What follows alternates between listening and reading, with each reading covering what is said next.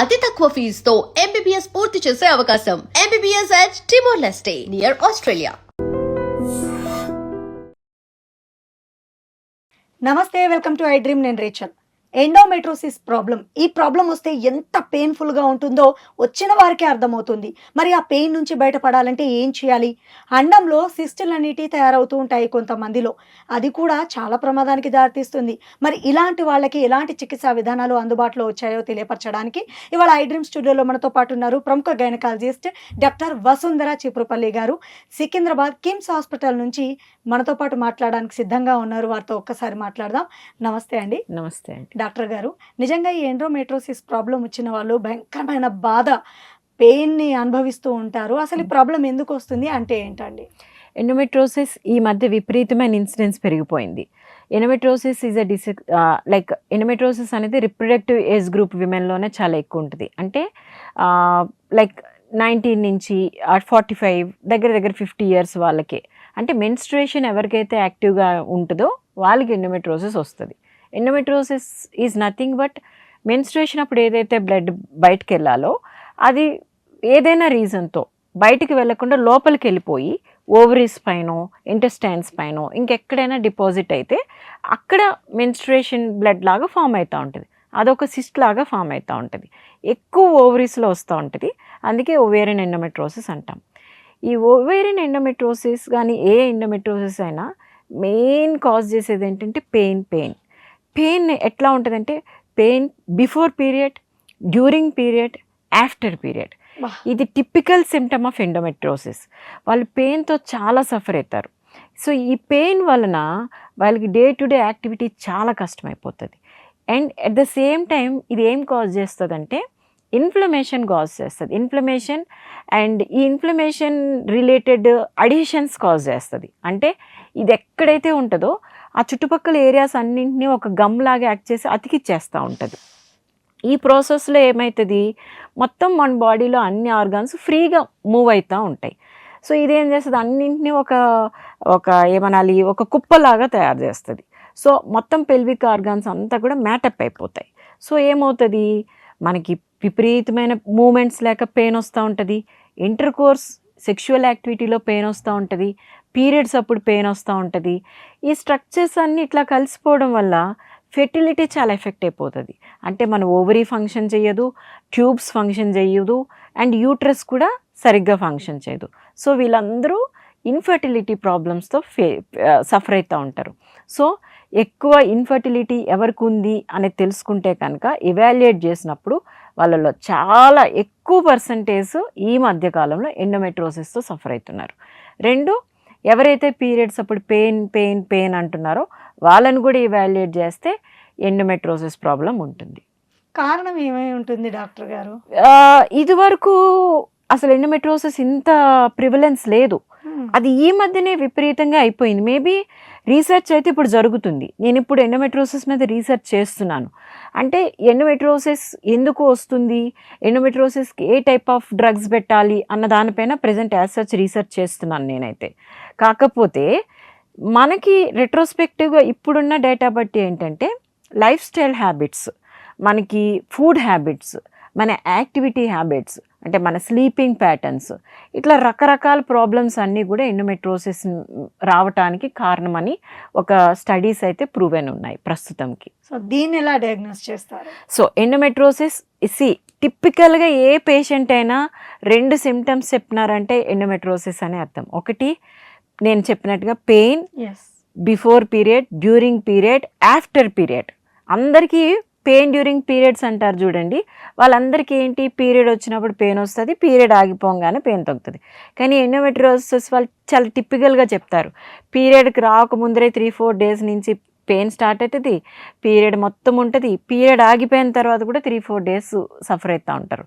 ఈ typical pattern ఎవరైనా pain చెప్పారు అంటే వాళ్ళకి ఎండోమెట్రోసిస్ ఉందని అర్థము. 2, ఇన్ఫర్టిలిటీతో సఫర్ అవుతున్నారు, ఇంటర్ కోర్స్ చేసినప్పుడు పెయిన్ వస్తుంది, అండ్ వాళ్ళకి పీరియడ్ అప్పుడు కూడా కొంచెం ఈ సిమ్టమ్స్ చెప్తున్నారంటే వాళ్ళకి కూడా ఎండోమెట్రోసిస్ ఉందని అర్థము. అండ్ వీళ్ళకి రెగ్యులర్గా పీరియడ్స్ ఉంటాయా మేడం? పీరియడ్స్ వస్తాయి రెగ్యులర్గా, పాపం రెగ్యులర్గా పెయిన్తో కూడా చాలా సఫర్ అవుతారు. పీరియడ్స్ అయితే ఎక్కడ స్టాప్ అవ్వవు. వీళ్ళకి డయాగ్నోసిస్ కూడా సింపుల్ డయాగ్నోసిస్ అల్ట్రాసౌండ్ చేసుకుంటే చాలా వరకు తెలిసిపోతుంది. అంటే ఎక్కువ ఇంకా ప్రాపబుల్గా అంటే లైక్ ఇంకా పర్ఫెక్ట్గా డయాగ్నోస్ తెలియాలి అంటే ఎంతవరకు డ్యామేజ్ ఉంది, ఏ స్ట్రక్చర్స్ ఇన్వాల్వ్ అయ్యి ఉన్నాయి, మన సర్జికల్ ప్లానింగ్ ఎట్లా ఉండాలి, ఎంత అగ్రెసివ్గా చేయాలి అని తెలుసుకోవాలంటే ఎంఆర్ఐకి వెళ్తాం. అండ్ ఇన్ఫర్టిలిటీ వాళ్ళకి చాలామంది ఎండోమెట్రోసిస్ వల్ల ఫెర్టిలిటీ ఇష్యూస్తో సఫర్ అవుతారు కదా, వాళ్ళకి కూడా ఎంఆర్ఐ అవసరం. ఎందుకంటే మనం ఏ స్ట్రక్చర్స్ని ఇంపార్టెంట్గా అడ్రస్ చేయాలి, ఎంతవరకు అంటే ప్రియాప్గా పేషెంట్కి కౌన్సిల్ చేయడం కూడా ఇంపార్టెంట్. అంటే మీకు పలానా స్ట్రక్చర్స్ ఇన్వాల్వ్ అయ్యి ఉన్నాయి, వాటిని అడ్రస్ చేస్తామని కూడా ముందరనే పేషెంట్కి కౌన్సిల్ చేయాలి. ఎందుకంటే లోపలికి వెళ్ళిన తర్వాత చాలా సర్ప్రైజెస్ ఉంటాయి ఎండోమెట్రోసిస్లో. మొత్తం ఇంటెస్టైన్స్ అతుక్కుపోతాయి అండ్ బ్లాడర్ అతుక్కుపోతుంది, యూరేటర్స్కి డ్యామేజ్ అయ్యే ఛాన్స్ ఉంటుంది. Surgery is very very difficult task for endometriosis. Okay, ఇప్పుడు ఈ ప్రాబ్లం వచ్చిన వాళ్ళకి ఇన్ఫర్టిలిటీ ప్రాబ్లం వస్తుంది అని చెప్పారు కదా, దీని నుంచి బయటపడే మార్గం ఏమైనా ఉందా? దీని నుంచి infertility or endometriosis related pain ఏదైనా కానివ్వండి, దీనికి సర్జరీ చాలా చాలా ఇంపార్టెంట్. సర్జరీ చేస్తే ఏంటంటే డిసీజ్ బర్డెన్ని చాలా వరకు మనం తగ్గించిన వాళ్ళం అవుతాము. డిసీజ్ బర్డెన్ ఏంటంటే ఏదైతే ఎండోమెట్రోటిక్ ఫ్లూయిడ్ అక్కడ కలెక్ట్ అయిపోయిందో దాన్ని అంతా తీసేసి, ఏదైతే సోర్స్ వస్తుందో దాన్ని పక్కన తీసిపెట్టి, ఏదైతే ఇంటెస్టైన్స్ వాట్ ఎవర్ స్ట్రక్చర్స్ మ్యాటప్ అయిపోయి అంత ముద్దలాగా ఫామ్ అయినాయి వాటన్నింటినీ సపరేట్ చేసి మందులు పెడితే చాలా వరకు ట్రీట్ చేసేదానికి ఛాన్స్ ఉంటుంది. అయితే దీన్ని ట్రీట్ ఎట్లా చేస్తున్నాము, సర్జరీ ఎట్లా చేస్తున్నాము అన్నది కూడా చాలా ఇంపార్టెంట్. ఎండోమెట్రోసిస్కి మీరు ఎంత ఖర్చు పెట్టైనా కానీ రోబోటిక్ సర్జరీ చాలా చాలా ఇంపార్టెంట్. ఆర్ చాలా చాలా ఎక్స్పర్ట్ ఇన్ లాప్రోస్కోపీ సర్జరీ దగ్గరికి వెళ్తే మీకు చాలా వరకు కంఫర్ట్గా ఉంటుంది. ఎందుకు అనంటే ఆల్రెడీ పెయిన్తో సఫర్ అవుతున్నాము, మళ్ళీ మనము పోస్ట్ సర్జరీ కాంప్లికేషన్స్తో సఫర్ అవ్వకూడదు.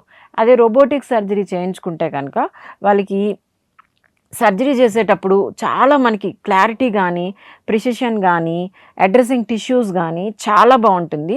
వాళ్ళకి అవుట్కమ్ కూడా చాలా బెటర్ ఇస్తామన్నమాట. అంటే లైక్ ఇంటెస్టైన్స్ డ్యామేజ్ కాకుండా, బ్లాడర్ డ్యామేజ్ కాకుండా, యూరేటర్ డ్యామేజ్ కాకుండా వాళ్ళకి సర్జరీ బర్డెన్ మాత్రమే తగ్గిస్తే ఎంత లైఫ్ కంఫర్ట్ ఉంటుంది. And at the same time ఎవరైతే ఇన్ఫర్టిలిటీతో సఫర్ అవుతున్నారో వాళ్ళకి సర్జరీ చేసి ఇంకొంచెం డ్యామేజ్ చేసి వాళ్ళని ఇంకొంచెం ప్రొలాంగ్ చేసేదానికన్నా సర్జరీ చేసి డిసీజ్ బర్డెన్ తగ్గించి వాళ్ళకి ఏదైతే ఫెర్టిలిటీ ప్రిపరేషన్ మెడిసిన్ ఉందో అది పెట్టి ఫెర్టిలిటీకి రెడీ చేస్తే వాళ్ళు చాలా హ్యాపీ ఫీల్ అవుతారు. సో ఇట్లాంటి ఫెసిలిటీస్ అండ్ ఇట్లాంటి అవుట్కమ్ కావాలి అని అంటే it is better they choose robo. లేదు అని అంటే ఎక్స్పర్ట్ లాప్రోస్కోపిక్ సర్జన్ దగ్గరికి వెళ్ళినా కూడా మనము వాళ్ళకి న్యాయం చేసిన వాళ్ళం అవుతాం. అంటే ఇప్పుడు మీరు అన్నారు సర్జరీ చాలా చాలా చాలా ఇంపార్టెంట్ రోల్ ప్లే చేస్తుంది అని, వాళ్ళకి పిల్లలు కావాలి అంటే ఇన్ఫర్టిలిటీ నుంచి బయటపడాలి అంటే, సో ఇలాంటి టైంలో ఆ పేషెంట్కి బిఫోర్ అండ్ ఆఫ్టర్ ఎలాంటి కేర్ తీసుకుంటారు డాక్టర్స్? వీళ్ళని చాలా మెంటల్గా ప్రిపేర్ చేస్తాం. సో ఫస్ట్ సర్జరీకి వెళ్ళే ముందరే వాళ్ళకి మీ సిట్యువేషన్ ఎట్లా ఉంది, మీకు సర్జరీ ఇట్లా చేస్తాము, సర్జరీ అయిన తర్వాత మీకు ఇన్ని రోజులు మెడికేషన్ ఉంటుంది. మళ్ళీ ఎండోమెట్రోసిస్తో మెయిన్ ప్రాబ్లం ఏంటంటే రికరెన్స్. మనం ఎంత బాగా చేసినా కానీ మళ్ళీ రికర్ అయ్యే ఛాన్స్ ఉంటుంది. అట్లాంటి రికరెన్స్ కూడా రాకుండా ఉండాలంటే సర్జరీ చేసేటప్పుడు వీలైనంత మనకి ఎక్కడెక్కడ ఎండోమెట్రోటిక్ స్పాట్ కనబడిందో ప్రతి స్పాట్ని అడ్రస్ చేయటం చాలా ఇంపార్టెంట్. అవంతా అడ్రస్ చేస్తే రికరెన్స్ రేట్ తక్కువ ఉంటుంది. ఒకవేళ మనం ఎంత అడ్రస్ చేసినా పేషెంట్ టైం బాగాలేదంటే పాపం రికరెన్స్తో సఫర్ అవుతారు. సో ఆ రికరెన్స్ వచ్చేలోపే మనకు ఏది కావాలో అది చేసేసుకోవాలి. అంటే ఫెర్టిలిటీ మెయిన్ సఫర్ అవుతారు కాబట్టి ఫెర్టిలిటీని కానిచ్చేసుకోవాలి. అంటే ఎగ్స్ ప్రిజర్వ్ చేసుకోవడం కానీ, ఐవీఎఫ్ ప్రొసీజర్స్కి వెళ్ళిపోవటం కానీ, ప్రొలాంగ్డ్గా ఇంకే ఫెర్టిలిటీ కోసం వెయిట్ చేయకుండా మనకి at the earliest fertility finish చేసుకుంటే ఒకవేళ అవసరమైతే అగ్రెసివ్ సర్జరీకి వెళ్ళాలన్నా కూడా వెళ్ళొచ్చు. ఆఫ్టర్ సర్జరీ తర్వాత ఈ ప్రాబ్లం నుంచి బయటపడతారా? సక్సెస్ రేట్ రోబోటిక్ అన్నారు. అవును, రోబోటిక్ సర్జరీ చేస్తే కనుక అవుట్కమ్ చాలా చాలా బాగుంటుంది. యాజ్ ఏ సెట్ అందరూ రోబో ఎఫర్ట్ చేయలేకపోవచ్చు. వాళ్ళు కూడా మంచి లాప్రోస్కోపిక్ సర్జన్ దగ్గరికి వెళ్తే వాళ్ళని కూడా చాలా చక్కగానే ట్రీట్ చేయగలం. సర్జరీ చేసేటప్పుడు ఒక పాయింట్ చాలా ఒకటి గుర్తుపెట్టుకోవాల్సింది ఏంటంటే వాళ్ళకి ఏదైతే ఓవేరియన్ స్ట్రక్చర్లో డ్యామేజ్ అయిపోయిందో ఎండోమెట్రోసిస్తో అది మాత్రమే తీసి రిమినెంట్ ఓవేరియన్ టిష్యూ ఏదైతే ఉందో అట్లీస్ట్ 10% అయినా 15% అయినా ఎంత మిగిలితే అంత రిజర్వ్ పెట్టామనుకోండి వాళ్ళకి ఫెర్టిలిటీని మనం హెల్ప్ చేసిన వాళ్ళం అవుతాము, వాళ్ళకి ఒక హోప్ ఇచ్చిన వాళ్ళం అవుతాము, వాళ్ళ లైఫ్ కొంచెం బెటర్గా లీడ్ చేసేదానికి హెల్ప్ చేసే వాళ్ళం అవుతాం. చాలా బాగా చెప్పారు డాక్టర్ గారు. నిజంగా ఎండోమెట్రోసిస్ ప్రాబ్లం అనేది వచ్చిన ఒక ఫీమేల్ మళ్ళీ తను తల్లి కాగలదా అన్న డౌట్ ని నివృత్తి పరిచారు. థ్యాంక్ యూ సో మచ్ అండి. Thank you so much. And for more videos, Please subscribe to iDream. Please subscribe to iDream. Please subscribe iDream. And please subscribe to iDream.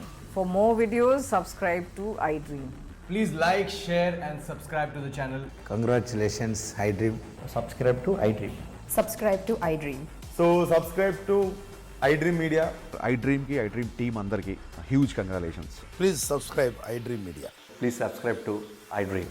Subscribe iDream. Please subscribe to iDream.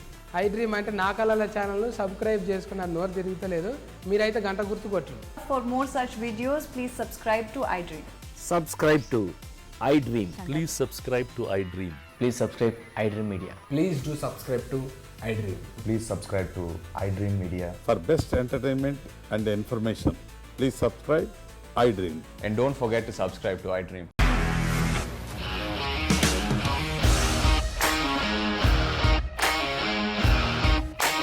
ఇండస్ట్రీలో commitment issues వస్తే నీకు కూడా వచ్చినట్టు morning తీసుకెళ్ళాలంటే కొట్టి పడేస్తారు.